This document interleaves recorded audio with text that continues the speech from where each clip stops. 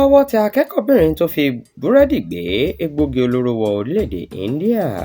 Ọwọ́ iléeṣẹ́ ọlọ́pàá ọ̀tẹlẹ̀múyẹ́ orílẹ̀-èdè India ti tẹ akẹ́kọ̀ọ́bìnrin ọmọ orílẹ̀-èdè Nàìjíríà lórí pé ó gbé egbòogi olóró tó tó gíráàmù 111 sínú búrẹ́dì.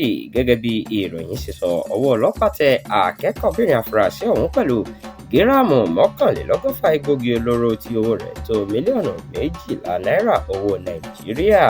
Wọ́n ti wá sọ pé ìṣẹ̀lẹ̀ yìí ti ń fi ojoojúmọ́ peléke sí pẹ̀lú bí wọ́n ṣe ń fi àwọn nǹkan oúnjẹ gbé egbòogi olóró wọ orílẹ̀-èdè India báyìí. Orúkọ afurasí ọ̀hún ni Ọlájídé Esther Ìyànúolúwa, kò sì pẹ́ tó dé olúùlú India tí ń ṣe Delhi.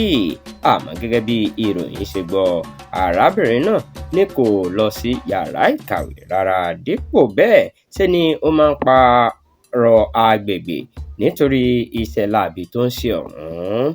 Bákan náà ni ìwádìí ti bẹ̀rẹ̀ báyìí láti lè tọpinpin gbogbo àwọn tí wọ́n jọ ń ṣiṣẹ́ gbígbé àti títà egbòogi olóró.